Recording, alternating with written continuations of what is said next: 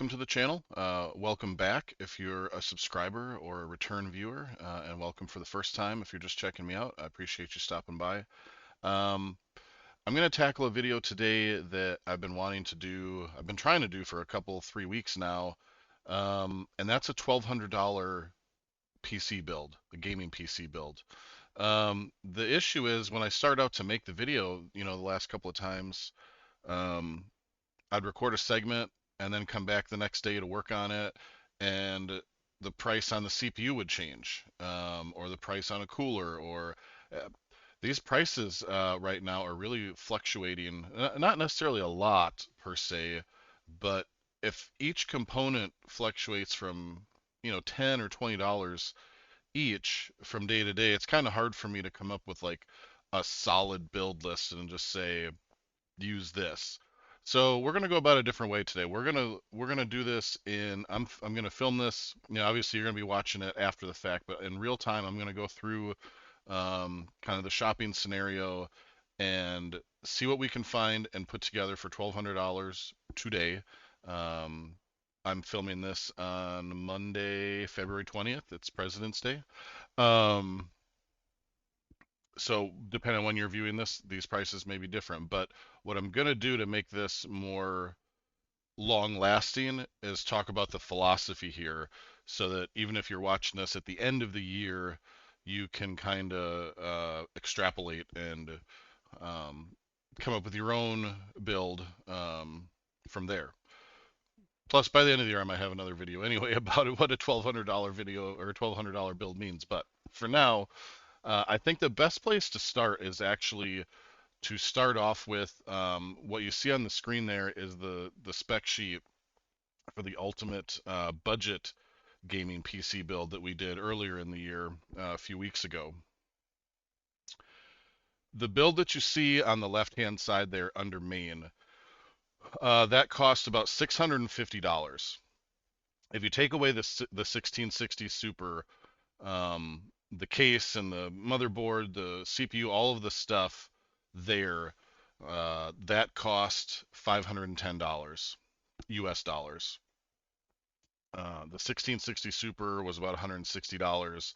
The current iteration of that build that I'm using for the last several weeks as my main daily gaming rig is is actually that build with an ARC A770, which I'm quite happy with. So we're going to talk a little bit more about the ARC and how that fits into here later. Spoiler alert, I think the $1,200 build is almost certainly going to include an ARC A770. But we'll come back to that. Let's look at what we're working with here first. So for the budget build, we did a 13100F. And if you're trying to do the budget build today, I want to say we're probably going to do, I talked about this in another video, but I think the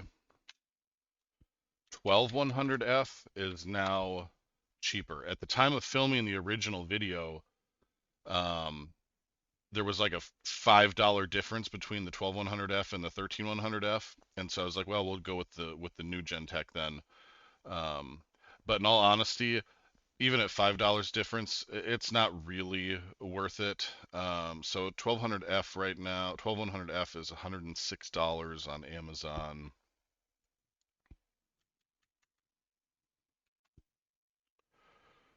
Yeah, see, and the 13100F is 125.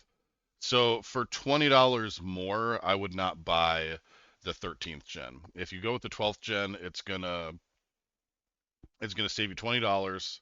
You're not gonna have to do BIOS flashback on the motherboard, and it's within 5%, 4 or 5% percentage points of uh, the same performance. It's literally the same CPU.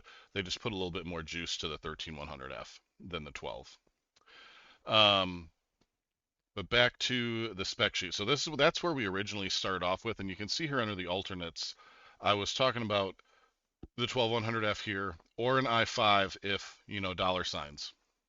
What I mean by that is if the 12100F is cheaper, go for that. Or if you have the extra money you can spend, go for an i5. So I think that's going to give I think upgrade if with this build, upgrading the CPU is going to give us the biggest bang for the buck, especially going with the Arc GPU. Um, Now you could potentially in a $1,200 build squeeze in an i7. You could go with a 12700K. I don't think that you're gonna. We'll look at it, but you could possibly sneak in a 13700. Um, but then you're going to be looking at doing a BIOS flashback to a Z690, unless you can find a Z690 that was just built that already has it compatible, which it's not that big of a deal. You can see my video that I did before on doing QFlash, which is the same thing as BIOS flashback on the Gigabyte board. It's not that big of a deal. It takes a little bit of trial and error, but or it did for me. It was my first time ever doing it, so it can be done. But I do know there are some boards that are shipping that you don't need to do the BIOS flashback on anymore. But it's just something to consider. But we'll see here if we go. Let's just jump right into the CPU selection. So, and I'm on Amazon right now, so these are all going to be currently Amazon prices and in US dollars. But if we step up to a 12400, so now we're at $182, or if we go with for a straight 400, so that's going to have the integrated graphics on it. If we go for the F, um, we're going to save not quite $20. Was that $18 there? 164. So I think that's pretty reasonable. I also think it's reasonable if you want to keep or get a CPU with integrated graphics for the $183 there. If you know the $20 worth of wiggle room is within your budget, I think you can go for that. Um, I just think stepping up from the 4 core to the 6 core processor is gonna it's not gonna improve gaming quite so much, but I was having some issues when I was trying to stream. I was trying to dual stream to Twitch and YouTube while gaming with the budget build, and it worked fine for a while, and the more I use it, the more I start dropping frames. So I think um, heat might be an issue, and I also think that it was just asking a lot of that 4 core i3 to do. So I think stepping up to an i5 is going to help with that multitasking much, much better. So 12400 or 12400F, I do like the idea of having the integrated graphics so that if you have some kind of an error that you're trying to troubleshoot, especially with your GPU, and so you can't display a screen. At least with the integrated graphics on the CPU, you can hook a monitor direct up to your motherboard instead of to your GPU, and you can get some visuals so you can help troubleshoot, diagnose your system. But if the $20 is going to make or break the build for you, it's totally fine to go with the F and not have the integrated graphics. It's more for convenience or a kind of just in case type of scenario. Now you could also go up to a 12600, and I don't think they have an F for the 12600. No, they do not. At least not on Amazon. So, a KF, oh, that's $213 versus. Okay, that's actually. So, what did we say? What was the 124? Okay, so the 12400 is $183. So if you go up to the 12600 KF, you get an unlocked processor minus. So the K means it's unlocked, so you can overclock it, and the F means it does not have the integrated graphics. So that's 213, and you're going from a 65 watt TDP to 125 watts. So this is a significantly more powerful CPU, or power hungry anyway. If we go,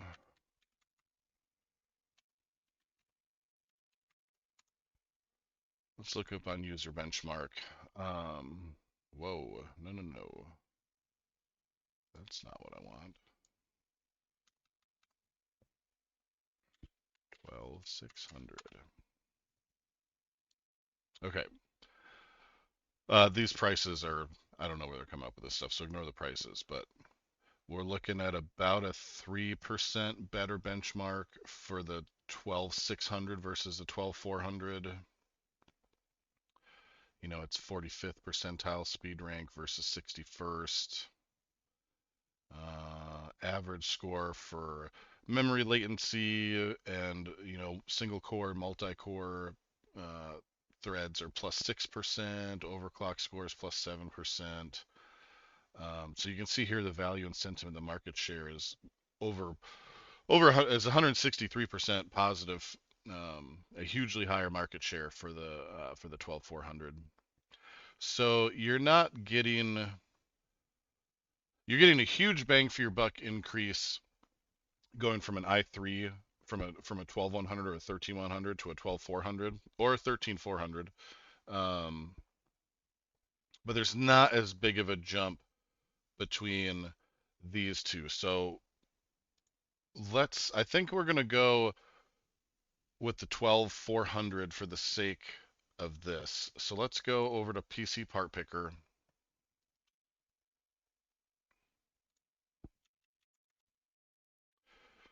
And let's go. We're going to go with the 12400F. Now the CPU cooler. I don't actually know. I'm pretty sure that this comes with an integrated box cooler. That being said,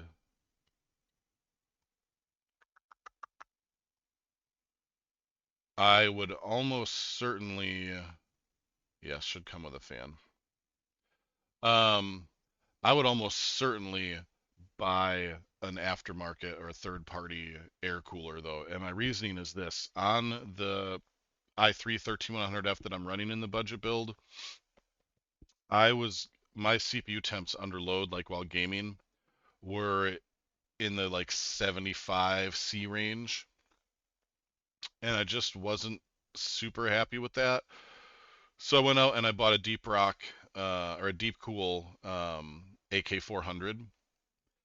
Super easy to install. It was $34.99 at Micro Center, and it dropped my idle temps from the 40s to like 29, 30 C, and those 75 C under load temps were brought down into the 50s. Now that CPU doesn't get above like 56, 57 C, even while gaming for hours and hours. So I would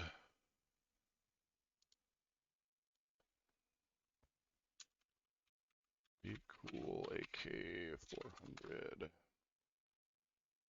I just want to double check the rated um, TDP for this thing. Okay, there we go. 220 watt TDP. So this will be more than enough. And look, it's if you have a micro center near you, it's 29.99. So this is what I would recommend for your cooler. This thing worked extremely well on my i3. I think it'll do just fine on a 12400. So let's go back to PC Part Picker. Whatever site they have it on there is 32.98, but okay.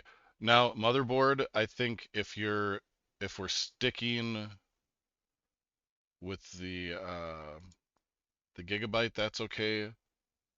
But I would like to see us step up to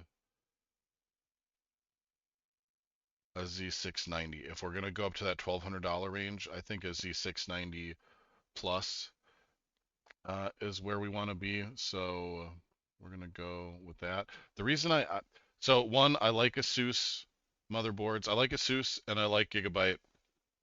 Um, the Tough is just a really good balance of features and price, in my opinion.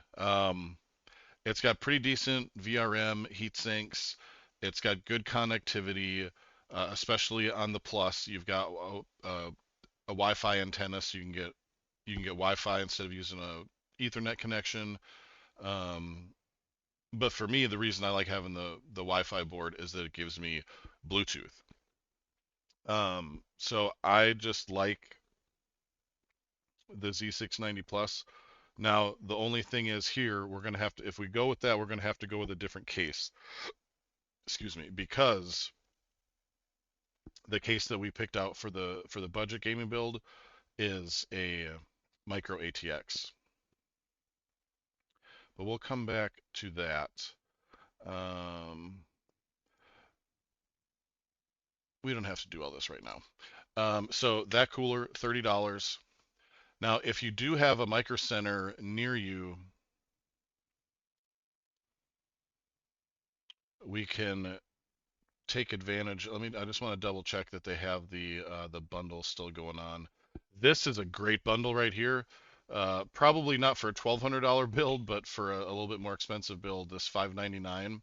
It's 3-in-1. You get a 7900X plus an ASUS motherboard plus 32 gigabytes of G.Skill DDR5. That's a crazy deal. My micro center near me though sold out of the motherboards, so you can still do the combo, and it's not $600, but basically you get the RAM free if you buy a Ryzen CPU.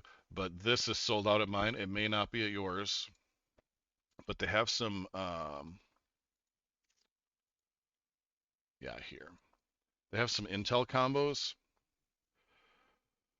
So here we're talking about a 12700K and a Z690 for 378,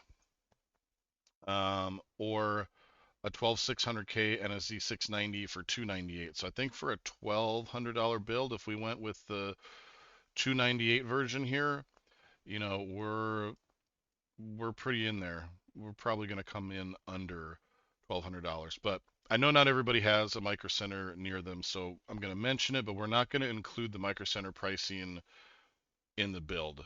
So just take advantage of it if you can, and your build price should come down a little bit. But if you don't have a micro center, don't fret. I think we're going to come in under the $1,200 price tag. Um, so we're doing the, you know, so we're going to do the 12400F. We're going to stick with the, no, we're going to the Z690.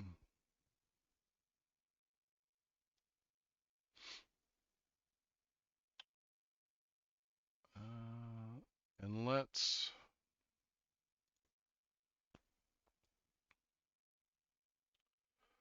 go ahead here and we'll do RAM selection is almost irrelevant. Most of the stuff out here on the market is really good, and it's all becoming cheap. So we're looking for a $1,200 build. I want to do 32 gigabytes for sure. So we're gonna do 32 gigabytes. I want why is it showing me DDR5? What did I do? Pick a DDR5 motherboard?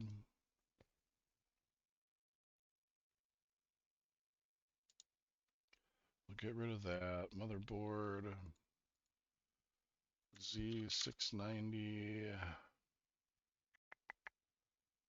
This one. Huh, that one's actually a little bit more money for DDR4. That's interesting. So memory, we're looking for 32 gigs of 3200. CL16 is going to be just great. Ripjaws, 32 gigs, 3200.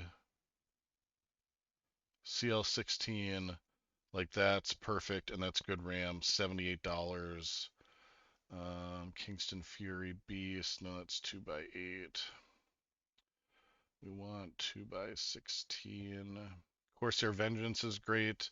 32 gigabytes, 3200 mega transfer, CL16, $78. They're all about $78. Team Group, T-Force Vulcan. Let's just go with the G.Skill. Trust me, 3200 mega transfers per second is fine. Yes, you can get faster, but it, if you want to, go for it. But 3200 CL16 is plenty fast for gaming, multitasking, streaming, recording, all of the things that you're going to want to do. It's fine. Storage, I am big on Crucial right now. the P3 and the P3 Plus especially. Now, I'm going to select it out of here out of PC Part Picker, but in recent history, they've been cheaper to buy direct from Crucial. Although if you have a Micro Center near you, Micro Center actually matched me the Crucial price from their website. So there's that to think about. Um, so 1 terabyte Crucial P3 is $50. I feel like for this build we can step up to a 2 terabyte Crucial 2 terabyte, 107.99. Why? Wow, that's interesting. It's a little bit more than like it's cheaper to buy two 1 terabytes than to buy a one 2 terabyte. It doesn't matter. We're gonna go with this just to get it in here. We can look at the price on Crucial and see if it's cheaper or more expensive. Um, and I guess while we're talking about NVMe drives, you've seen the specs come out. There's a Gen 5 drive or two for sale in Japan right now. They'll be coming here soon.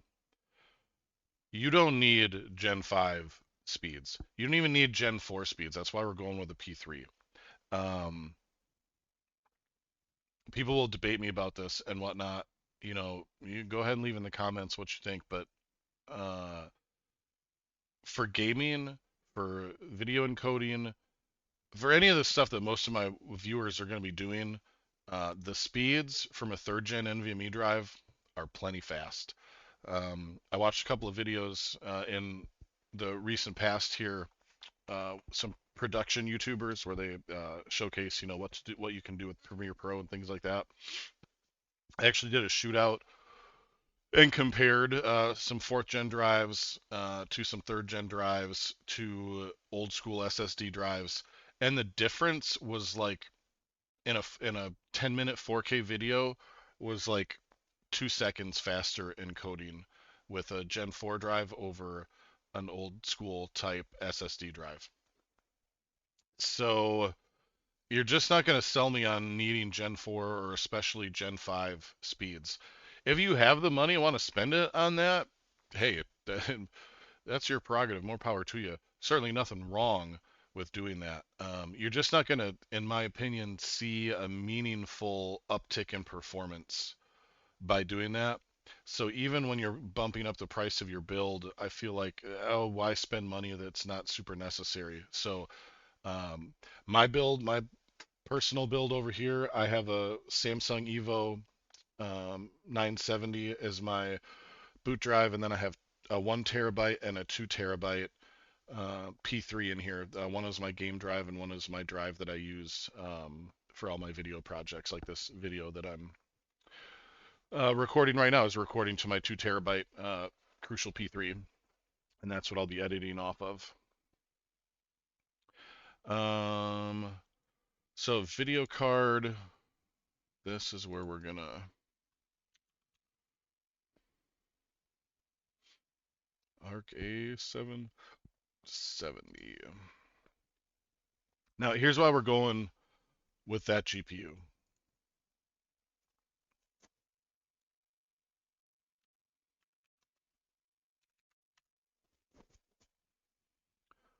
First and foremost, it's $350. And in this price point, I think this is the best GPU you can get. AMD fanboys right now are pulling their hair out and screaming. Um, I think the performance you get out of the box right now with this is well above a $350 price tag. Um, you're getting 16 gigabytes of RAM for one thing, um, which the AMD GPUs in this price point do not have. I have, as I said, I've been living with this as my main gaming rig for the last little bit here, and I'm playing in 1440p maxed out settings and getting over 60 FPS in every game. Um, if you want to really go for performance over quality, you can do that too, um, and get up over 100 FPS. I've got a couple 3 streams recorded that are on my channel if you want to watch some of the footage. Keep in mind that's older footage. Since the the driver update a couple weeks ago, this thing has picked up a lot, quite a bit. My benchmarking scores went up significantly, and the FPS in the games I'm playing has gone up significantly since. And I'm talking DirectX 12 games, not just DX9 games. Performance has gone up significantly since the last driver update. So right now at $350, this thing performs like a $500 to $600 GPU, and it's only going to get better with time. So for 350, I think this is the way to go. That's going to allow us, if we want to spend more money on our CPU motherboard combo, or more money on RAM, or if you want to go with Gen 4 speeds on your NVMe drive or drives, sure.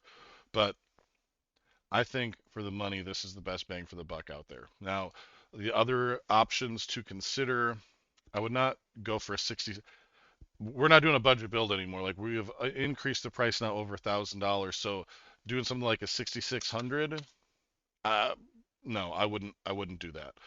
Um, yes, you can get them less than $300, but this is you're going to be pretty much limited to 1080p gaming. Maybe not limited, but you're not. I don't think you're going to have a great 1440p gaming experience with this. You go up to the XT.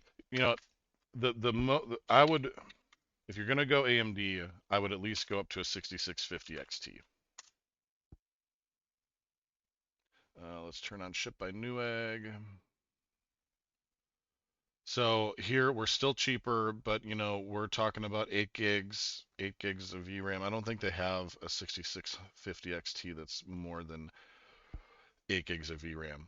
So you just can't push this thing as hard as you can push the Arc, I'm telling you.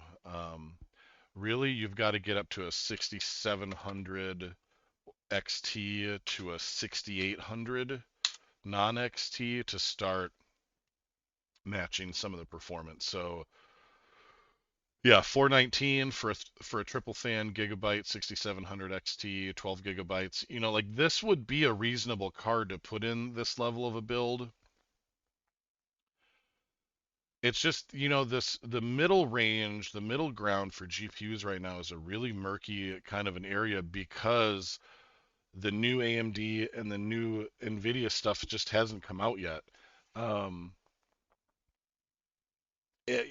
so if you want to get up into that $400 or $500 price range, I feel like honestly you should wait, because we don't know what the 4060 or the 4060 Ti or even the 4070 is going to drop at. Um, I suspect a 4060 Ti is gonna be $500 to $600. That's just me guessing. They may come in cheaper. Um, the next generation AMD GPUs will probably, if history is any indication, come in closer to $500. But we'll have to see. I'm gonna try and get my hands on some of this stuff to review when it comes out. But sans that, uh, right now I just feel like you should wait. Um, if you want to get something, you need to go up to an RX 6800 to get something that has 16 gigs of VRAM. Here's a Sapphire Pulse 509 gigabyte 484. Now, this is a great GPU. This would work well for you. Um, but I think instead of spending $500 on this, I would rather save the money and go with the $350 on the Arc, that, in my opinion, performs. When we're talking about a 6800, it probably does not perform as well as a 6800, but I think it's close. I think you're getting 6700 XT performance out of an Arc GPU. I think it's somewhere around 6700 XT to like 3070 Ti performance, at least in 1440p, in my experience. So that's why I'm going with the Arc. It's going to save us $150, and we're not buying, this middle range tech that is going to be obsolete soon. You know, and if you're of the mind that you want to do a 6800, even still, I would say wait, because when the 7800 comes out, they're going to blow these out. They're going to blow these right out, and you might be able to pick up one of these in the you know closer to $400 range. I don't know. We'll see. These companies have been doing a pretty good job of manipulating stock to the market, though, to keep the prices elevated. You know, the 30 series never really had a good price break ever. You know, it came out in the middle of all of the GPU shortage and whatnot, and was never really available for MSRP until about August, September of last year, and they sold out pretty quickly, and there was not a lot of stock trickling out to the market. If you wanted a 3080, August, September, you could have got one for MSRP, and now, you know, used you can find them for $500-600, but they're selling. If you can find a new one, they're selling at MSRP or above, and now you're like, well, if I'm going to spend $600 or $700 on a 3080, I mean, honestly, you should just buy a 4070 Ti, right? So that's kind of where we're at right now with this middle ground GPU business. So for a $1,200 build, I think that the RK770 is the way to go. Power supply, I think we can stay with our 750 if we start to run over on the budget, but we're going to go up to an 850 to give us some wiggle room. $130 for a tier A rated PSU, fully modular. These things are the way to go. So we're going to add that. Where are we at now on price? So we're at 1106. So here's where things get tricky. Now I'm not including an operating system in here. Um, I'm not sponsored by anybody, so I don't have any links or any, discount codes to give you, but there are plenty of sites out there. Go watch almost any YouTuber. Go watch PC Builder. Go watch Jason. He's great, and he has a partnership with was it scdkeys.com, I think, and you get another 20% off. Or you can get a Windows 10 Pro license for like $16. Do not pay over $100 or whatever the heck Microsoft is charging for an operating system. And don't buy Windows 11 because well, things may have changed now because they ended support for Windows 10, what, a week ago, 2 weeks ago. But if you can still buy a Windows 10 CD key, it's a free upgrade to Windows 11, so it doesn't matter. So don't do that. So now is the sticking point of the case, and this is where I'm going to kind of leave things in your hands. So you see, we came in right around the budget, and you can save a little bit of money if you juggle some things around a little bit, right? Like you don't have to do an Asus TUF Z690. There's an MSI board that's like 199.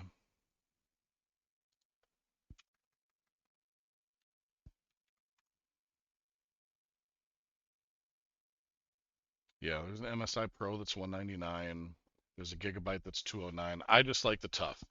So you can knock a little bit of money out of here, and you might need to if you're legitimately trying to stick to um, just a strict $1,200 budget.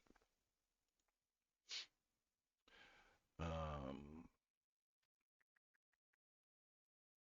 Cases. This is the hard part here.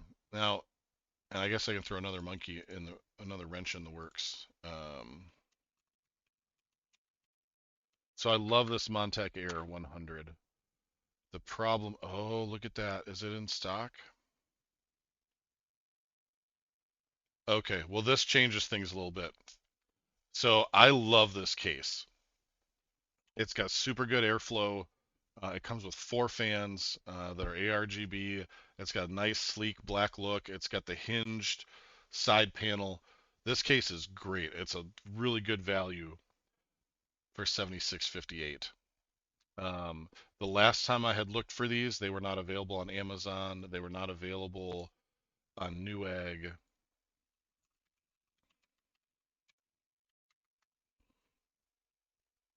Yeah, see, they've got them on Newegg, but for $100. Here, available direct from Montech for 76. This, it's just such a good case. The only problem with it is that it's a micro ATX. So a tough Z690 is not going to work for this.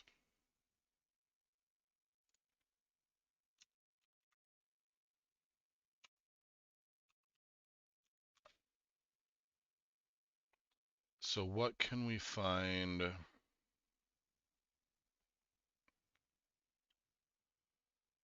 Man, I do not love ASRock's BIOS, but my girlfriend's PC, she's running an ASRock motherboard, and I mean, there's no issues with it. This is the one that she has, the Phantom Gaming.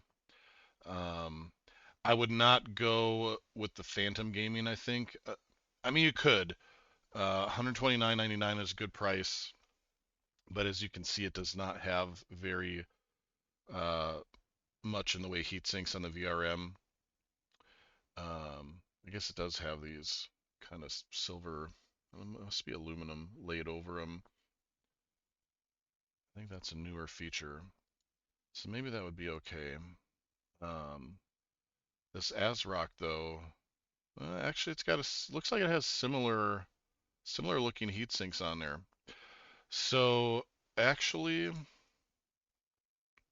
man, for 129 bucks, and honestly, you don't need to overclock that 12400. Well, it's not a K SKU anyway, right? We got an F, so man, we'd be killing it if we did this. I should have looked at motherboards first, or looked at for that. Man, I really assumed that that case wasn't going to be there. So if you went with this, you're going to knock, holy smokes, $100 off of the build price. They don't have it in here, so we're not going to be able to add to PC Part Picker. But the X3 mesh, if we're going with a full size or mid tower case, is not bad.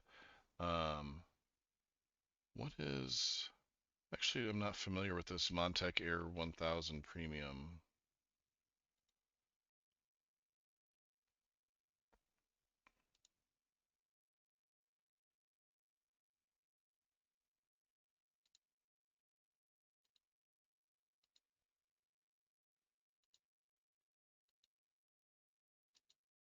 That looks pretty good. That's a very, very similar case design. So the bottom line is you could go either way. I really like the Air 100. So for 76, $77, what were we at? Well, and that where the Air 1 I was calling it Air 100 Premium. The Air 1000 Premium is $90. So we are at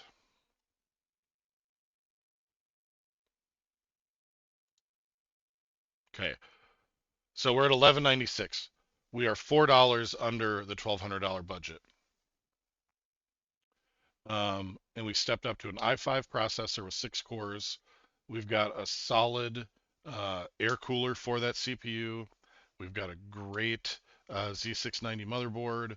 We've got very capable DDR4 RAM. We've got a really decent NVMe drive and that 2 TB Crucial P3. We've got an excellent mid-range graphics card with the A770. Now, I haven't built in this Air 1000, so sorry if it sucks, but it looks pretty similar to the Air 100 ARGB, which was a real pleasure to build in. So I don't think you can go wrong there, unless you don't like the aesthetics. But so here's what you're looking for with a case. Um,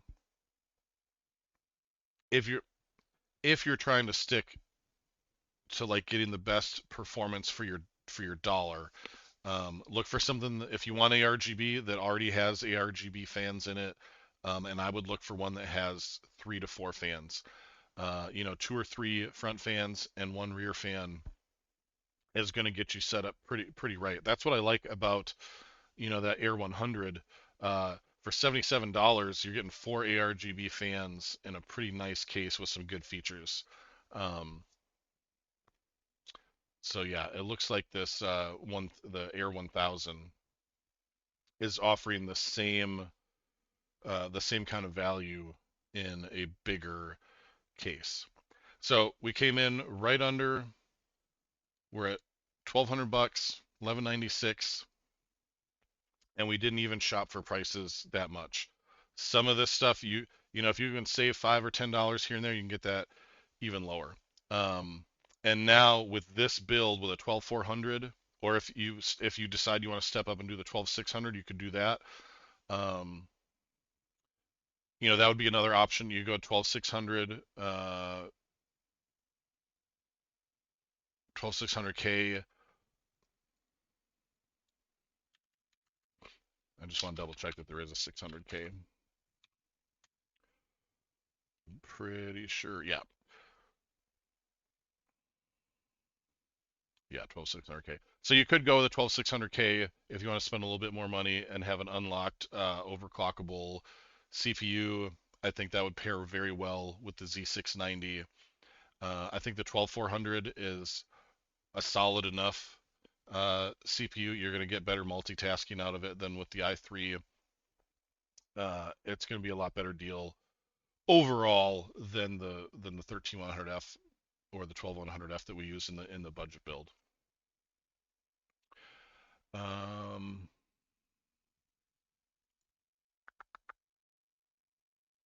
yeah, that's really. I think we've nailed this one. I think we've really nailed this one. Now you could do like we were just talking about and knock a little bit of price off here. And if you go with the Air 100 ARGB, you're gonna knock like $20 off because that's $77 versus $89 or $90, whatever. Um, and you could go with the $130 ASRock motherboard, which is going to knock another $100 off. So, you could get this down to 1100 ish. Well, no, you're going to get it under 1100 if you went with the micro ATX board and the Air 100 ARGB case. Either way, we're under budget. We've got a um, super capable and still upgradable system here. Um, if this is your if you build it just like this is your base starting point. Well, you've got a good Z690 motherboard, so if later on you want to upgrade to a 12700 or 12900, you could do that. You could put a 13th gen on here if you update the BIOS to the latest generation. Um, GPU, you could upgrade. You could put any GPU on this build you want to. So you could build this now with this Arc GPU. Maybe you've got maybe you have Battle Mage in mind for next year when Intel comes out with that. Um, or maybe you're like, well, I could put this together now and have a really good system and then save up and next year buy a 4080. Heck yeah, this thing would run like a scalded dog with a 4080 in it. Even a 4070 Ti would be great. Um, so many options, so many places to go from here with this build. This is a really good price point to get in. We're not as ticky tacky as nickel and diming as we have to be with the like budget build. We tried to stay as close to $500 as we could. And we ended up going a couple $100 over because that's just the way the market is right now. Well, you can watch those videos. We talk about them, about pricing and why we spent what we spent in great detail. But um, here's your $1,200 build. I think this is a great build with a lot of upgradability and a lot of versatility. Let me know what you think in the comments, and I'll see you next time. Peace.